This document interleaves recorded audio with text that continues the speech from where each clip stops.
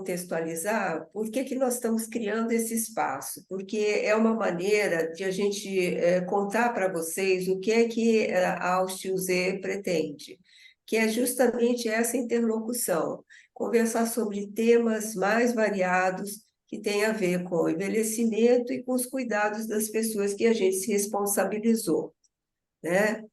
E que isso significa também que é uma previsão, né, uma perspectiva de como nós gostaríamos de ser cuidados também, né? Como nós gostaríamos de envelhecer, que estratégias nós vamos ter para poder criar essa,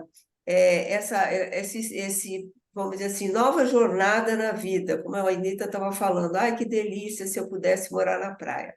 O que a gente pode imaginar na nossa vida, além daquilo, quer dizer, que seja assim um novo ciclo da nossa vida. Então, na medida em que nós vamos vamos dizer assim, entendendo melhor todos esses fatores que nós vamos falar, e nós vamos depois ter um curso sobre justamente essas estratégias do envelhecimento.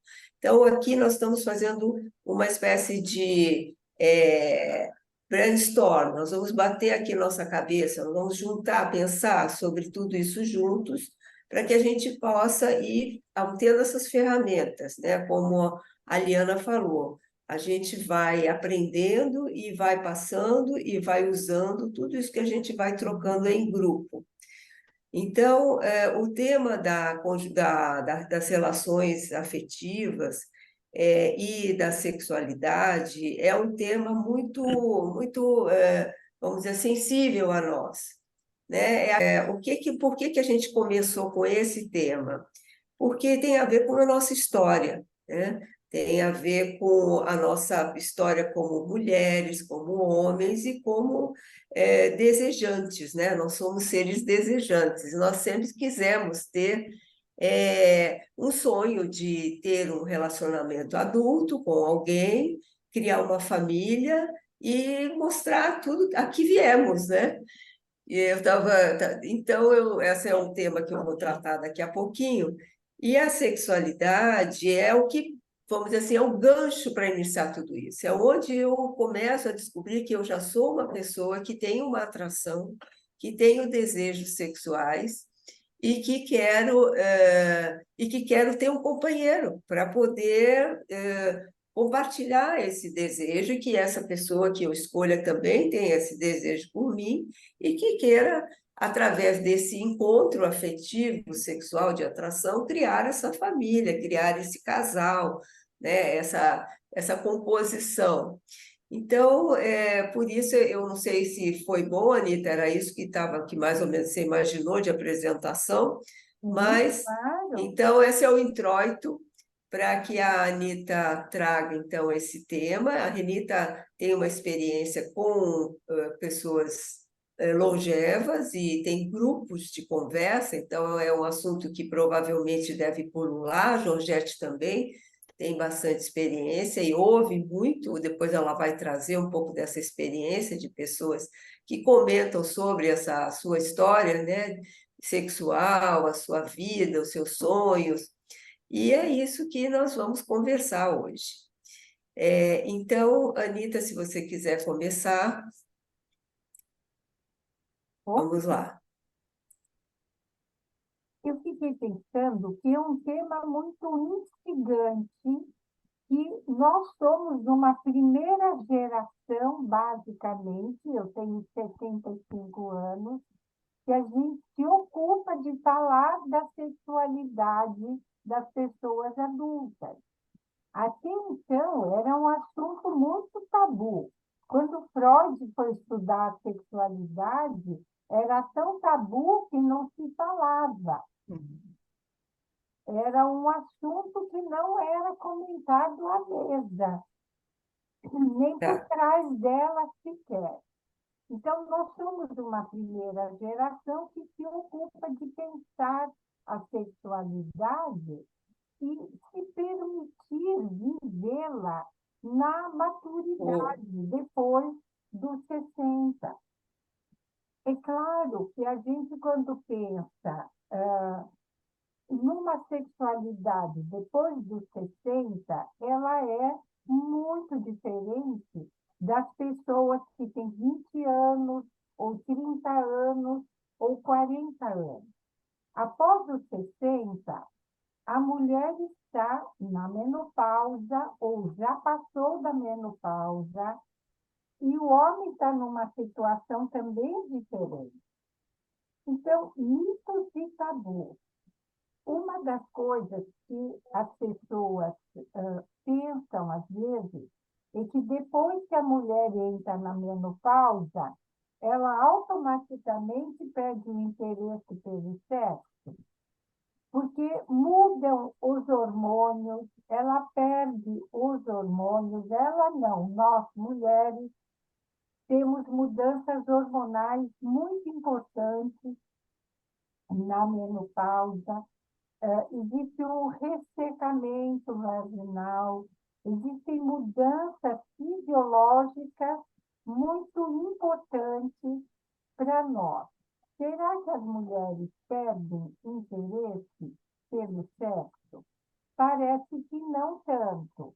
40% das mulheres de 60 anos se mantêm ativas sexualmente. E 25% das pessoas de 80 ainda têm vida sexual. Isso é muito interessante da gente não perder de vista. Os homens têm andropausa? Isso é uma coisa curiosa. A andropausa do homem, ela pode estar na cabeça. Fisiologicamente, o homem pode estar ativo sexualmente até 80 e tantos anos, se ele tiver saúde, se ele não tem nenhum problema grave de saúde, uma diabetes, uma hipertensão importante, que às vezes os medicamentos que as pessoas tomam atrapalham um pouco. Então, os homens não têm andropausa. Charles Chaplin que o diga que teve filho depois dos 60 anos. Ele e a mulher dele tiveram 8, 9 filhos, e ele foi pai com 70 e tantos anos. Então, é importante a gente não perder de vista que o homem pode, e às vezes deseja, ter uma vida sexual ativa, mesmo numa idade mais avançada. A sexualidade, às vezes, é vista por algumas pessoas apenas como a genitalidade. O sexo não está apenas na ereção do homem. O sexo está muito mais na nossa cabeça, no nosso pensamento e no nosso desejo, que é uma coisa que passa pela emoção, do que na genitalidade. E manter uma atividade sexual depois dos 60, 70, 80 anos não passa só pela genitália. Isso é uma coisa muito importante. Afeto, carinho, presença, estar junto, isso faz parte também dessa sexualidade abrangente como um todo. Também temos que pensar que hoje as mulheres na menopausa, conseguem fazer reposição hormonal por um tempo bastante longo, o que também contribui para poder manter uma vida sexual ativa por um tempo muito mais longo e de uma maneira muito mais prazerosa. Os homens, depois da chegada do Viagra, que foi perto do ano 2000, também isso mudou completamente a perspectiva do homem poder se manter ativo. O Viagra, o Cialis e outros similares deram uma longevidade a uma vida sexual e genital para o homem. Então, isso mudou grandemente a perspectiva. Por isso que eu digo, a nossa geração ficou muito privilegiada nesse sentido, porque todas essas mudanças da reposição hormonal, da chegada do Viagra, tudo isso está acontecendo agora, nos anos 2000, e nós temos o privilégio de estar presenciando e participando.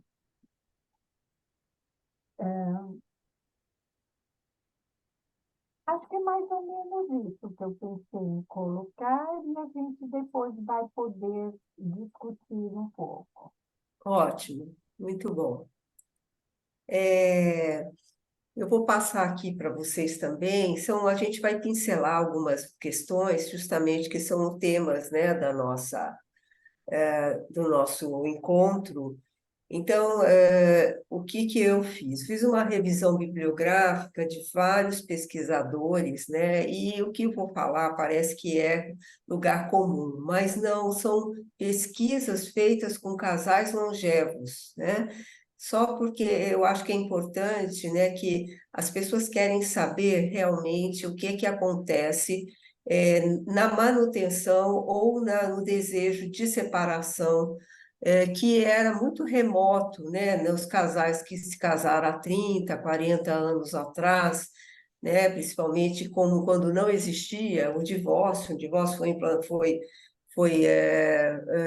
vamos dizer assim, existiu a partir de 1977, né, foi legalizado, antes era o desquite, né, nem me lembro como é que era essa questão. Uhum. Mas, então, depois vocês vão me contar.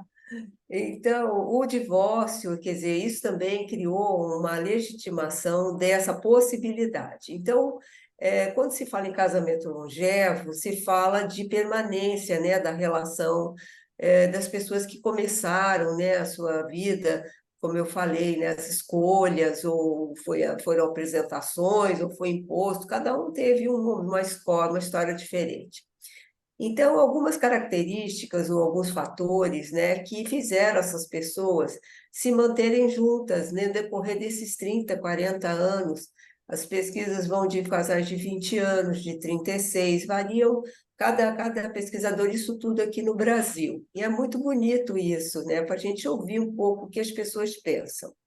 Então, alguma das características é essa a possibilidade que faz manter um casal, que é o aprendizado, né? O aprendizado no sentido de que quando se chega ao casamento, você vem como filho de uma família, e quando você se junta a alguém, você vai se tornar um casal. Então, você sai daquele contexto infantil, adolescente, pré-adolescente, para ser, então, um casal. E aí você vai aprender muita coisa que você nunca tinha sabido, nunca ouviu falar.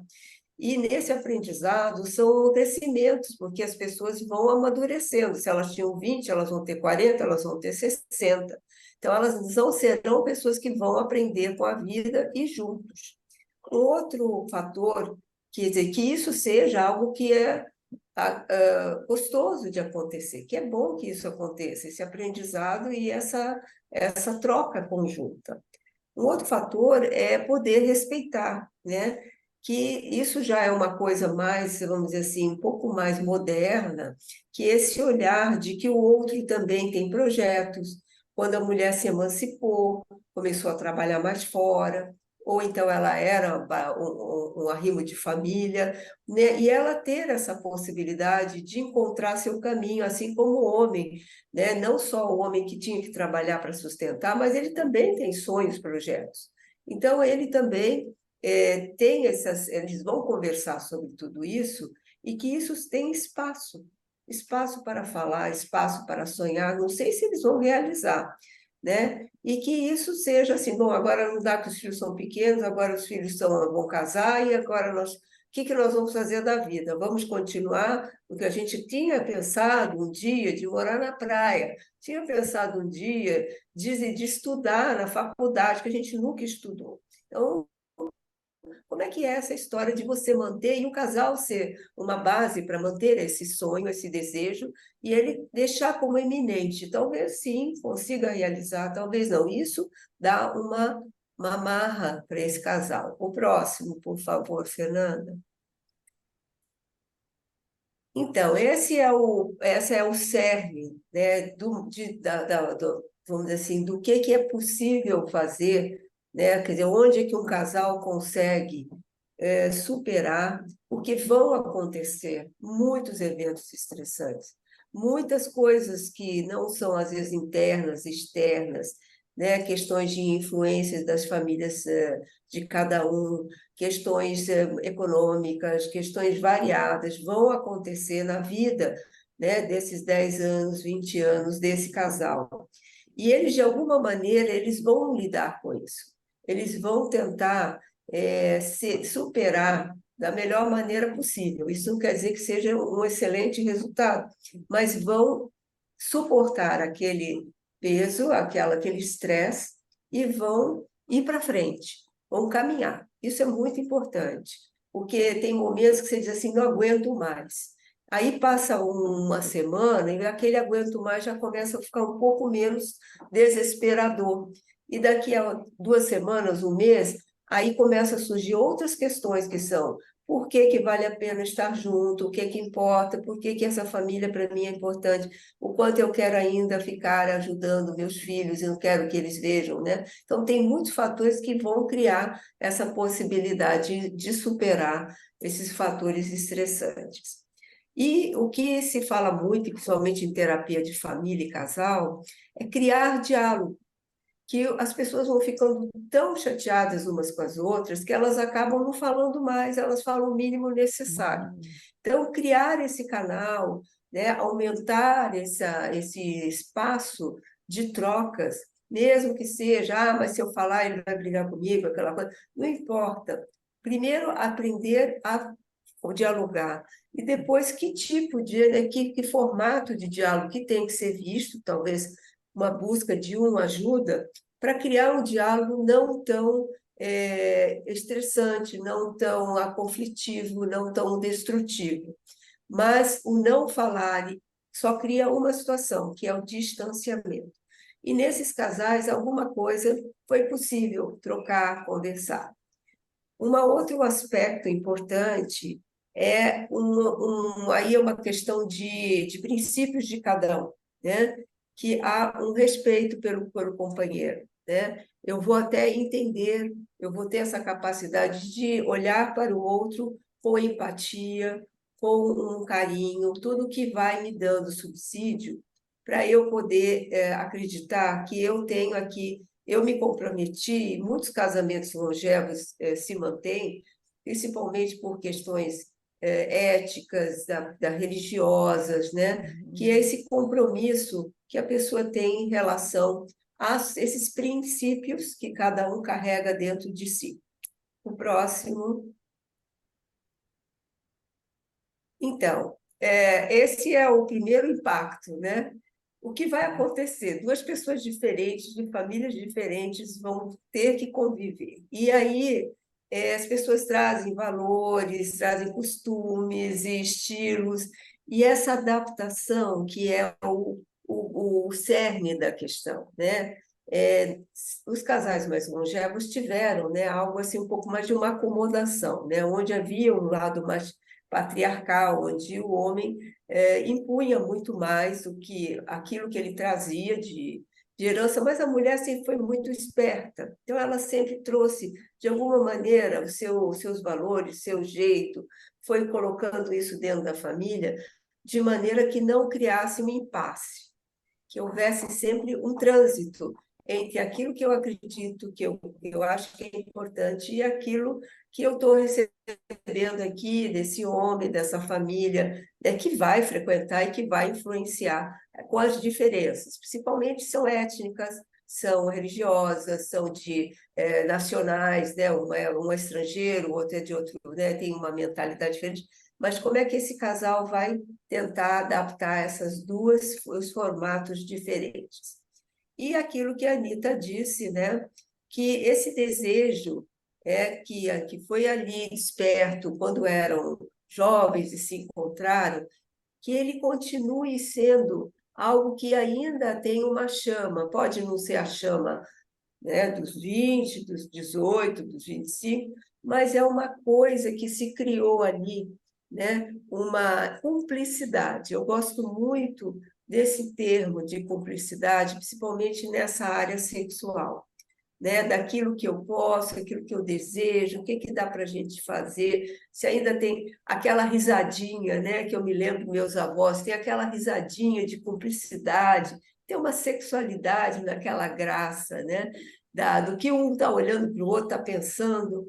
Então, isso é muito importante que se mantenha. E que todos esses fatores, eles são constantes, eles vão estar o tempo todo sendo vividos e questionados, e muitas vezes você consegue um ou outro com um pouquinho mais de sucesso, outros não se consegue, e vai se levando a vida, né? E a tendência, eu até vi uma pesquisa, né, que diz que houve cento e poucos por cento de divórcio de pessoas acima de 17 anos de casado, 15 anos de casada. Então, existe essa possibilidade, pessoas que esperam, né? E tem um fato assim que eu achei interessante numa das falas, que dizia assim: meu marido bebia, bebia, e eu cuidei das crianças, e eu falava para ele: quando as crianças crescerem, a gente vai separar. E aí as crianças cresceram. E aí o que aconteceu? Ele parou de beber. E ele se tornou um ótimo marido. Ele ficou com medo que eu fosse me divorciar. Então, é muito bacana, né? Então, essas mudanças, né? Você vê, né? Ah, não, não tem jeito. E, de repente, tudo mudou, né? Então, essa é a minha fala. E agora eu vou pedir para a Georgette fazer a apresentação dela. Uhum. Ok. Eu vou pegar, né, a fala da Anita e da Zeila para falar não só da sexualidade, como do casamento, ou quando a pessoa idosa ou está divorciada, viúva, né? E como, o que, que ela escolhe, né, para a sua vida. Então, eu peguei essa frase, né, essa colocação da Clarice, que era muito sábia, né, e muito dona de si, que ela colocava que minha solidão me sirva de companhia, né? Então, eu vou falar daqueles que preferem não se relacionar, preferem não ter, até dentro do casamento, mas eu vou falar aqui mais da questão após uma viuvez, após uma separação. Então, pesquisas apontam, eu vou trazer alguns pontos para que a gente possa conversar aqui, né? Que alguns nunca estiveram significativamente interessados por sexo, mesmo quando jovens. Outros, o sexo foi um foco de constante conflito emocional. Então, e isso foi muito pesado para a vida dessas pessoas. Outros aproveitam a alegação socialmente aceita de uma idade sem sexo. Agora já estou velha, então agora eu posso me liberar desse peso, né? E algumas, dentro da minha experiência de 40 anos no consultório, numa instituição de longa permanência, eu ouço essas falas, né? Não só é uma pesquisa, como também é um trabalho que eu venho acompanhando. Outros simplesmente cansaram do sexo. Outros viam o sexo apenas como uma forma de procriação. Então, isso a gente via muito lá nas nossas avós, bisavós, onde o sexo foi colocado até pela religião judaica cristã como a procriação, e não porque a sexualidade é desejo, o sexo é desejo. Só que a sociedade colocou o sexo como procriação, né? Então, muitas gerações viveram isso como uma forma de constituir família, como procriar. mas o sexo está falando de quê? De desejo. E o desejo, como a Zeila colocou, somos seres, né? E a Anita também, somos seres desejantes. E isso não se perde, né? Então, o que eu desejo, além também do sexo, o contato, o carinho, a atenção e tudo mais, né? Então, outra coisa assim que também algumas pessoas trazem dentro de si raivas e ressentimentos, situações inacabadas que não puderam resolver dentro de si, né? Então, quando chega a uma viuvez, a uma separação, elas ainda se encontram movidas, né, com essas questões mal resolvidas. As viúvas também, a gente tem que levantar uma questão que eu acho que é muito real, que é a diferença da viuvez e da separação e da sexualidade entre um homem e a mulher. O homem, né, socialmente, quando o pai fica viúvo ou separa, a família acolhe uma possibilidade de uma outra parceira. A mulher hoje já está mais maleável um pouquinho, mas o homem, né, o pai pode, o pai tem o direito. E de outra questão também, que senão aquele termo que se usava muito, né, Anita e Zeila, a viúva alegre, Sim. né? Aquela que depois do casamento ficou viúva. Então é muito comum eu encontrar viúva falando: não, agora eu estou livre, eu não quero nenhum relacionamento, eu quero é viver a minha vida, fazer o que eu quero, não quero cuidar, porque a mulher fica com essa questão do cuidado, né? Então eu não quero cuidar de ninguém. E do outro lado a gente vê o homem casando com mulheres mais jovens. E isso é aceito e é muito mais comum, apesar que muitas mulheres aí já estão, né, mudando um pouco isso. Mas você vê a maioria os homens casando com mulheres e tendo até filhos, porque ao homem ainda é essa possibilidade. A natureza não foi tão benéfica para a gente como mulher, porque a gente tem um tempo, né? Só tem a Cláudia Raia que conseguiu com 50 anos, né? 50 anos, né? Ter um filho, mas isso é muito mais difícil. Então, essas diferenças também vão permear esse momento da vida. Ou eu quero ou eu não quero, mas existe também esse impasse. Não ter homens, porque a longevidade é mais comum para mulher do que para homem. Existe menos homem. Outro dia eu vi uma fala, né, que na espécie humana mesmo há nascimento de mais mulheres do que de homens, né? E que talvez seja uma seleção natural para a procriação, para a continuidade da espécie humana. Então, aí a gente vê que já lá na velhice morre mais homens do que mulheres. Então, o mercado, vamos dizer assim, é muito menor para as mulheres. Então, encontrar aquele homem que vale a pena eu me envolver, que vale a pena eu me arriscar, também conta para esse momento, para essa questão, para elas, tá? Então, existe menos opções, né? Também valores religiosos e morais que estão arraigados para muitas mulheres, censura dos amigos e dos familiares, elas querem aproveitar a liberdade. Talvez, se houver uma pesquisa aí, vai falar que a maioria dos homens casam e a maioria das mulheres não, né? Umas pela escolha própria e outras pela falta aí de oportunidade, de encontrar realmente alguém que, que case com elas, né?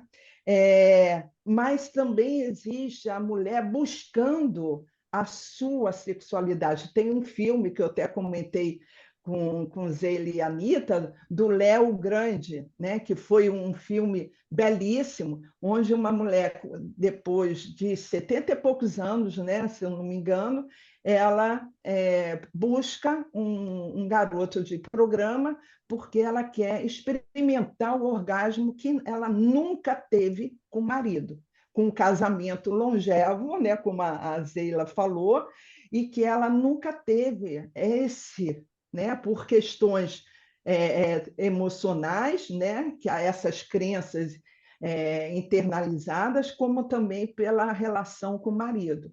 Então, é um filme lindíssimo e que fala dessa. Então, quando ela no filme consegue o orgasmo, ela só queria isso, né? E aí, na relação com o garoto de programa, foi uma relação muito rica, porque ela também o ajudou, né, nas questões dele com a mãe, enfim. E ela também teve essa ajuda de se reconhecer no corpo. E eu acho que isso é uma grande coisa, tanto para o novo relacionamento, para a continuidade desse casamento já antigo, mas também para a sexualidade.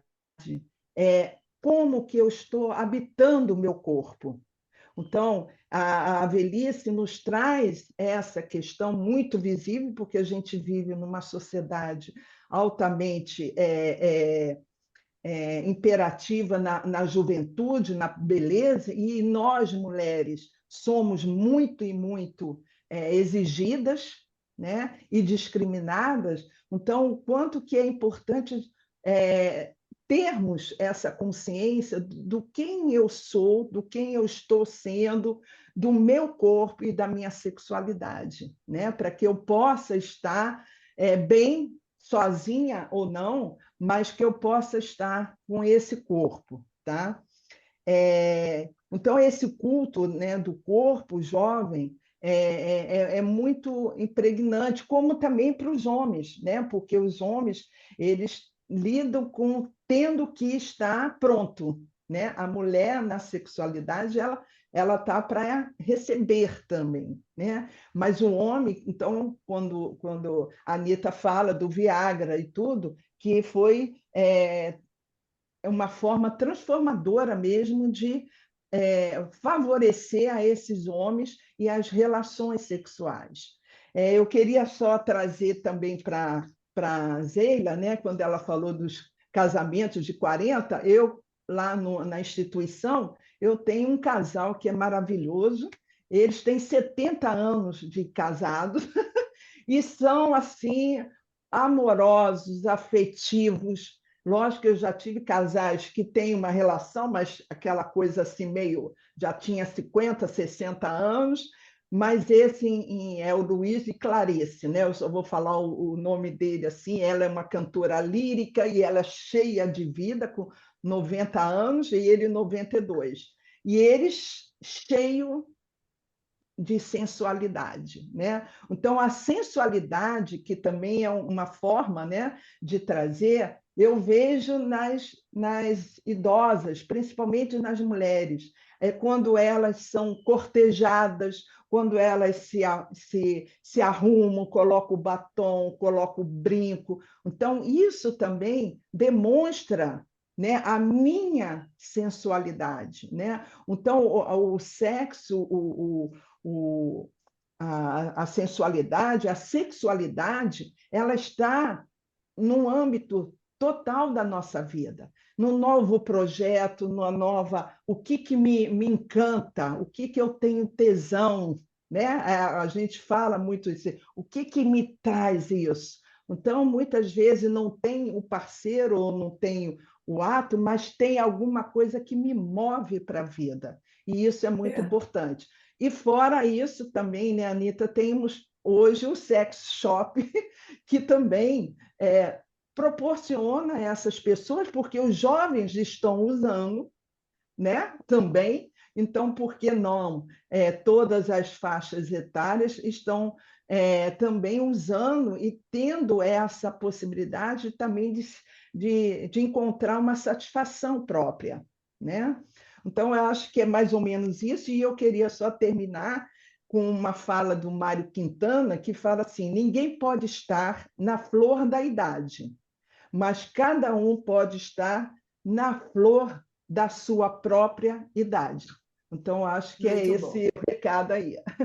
Tá bom? Então, depois dessa, vamos dizer assim, chuva de ideias e de cenas que a gente está ouvindo e está imaginando tudo Sim, isso, aí eu queria abrir para vocês, vamos tentar, cada um nos faz se vocês quiserem levantar a mãozinha que tem aqui, tá? Para poder a gente, não sei se vocês todos têm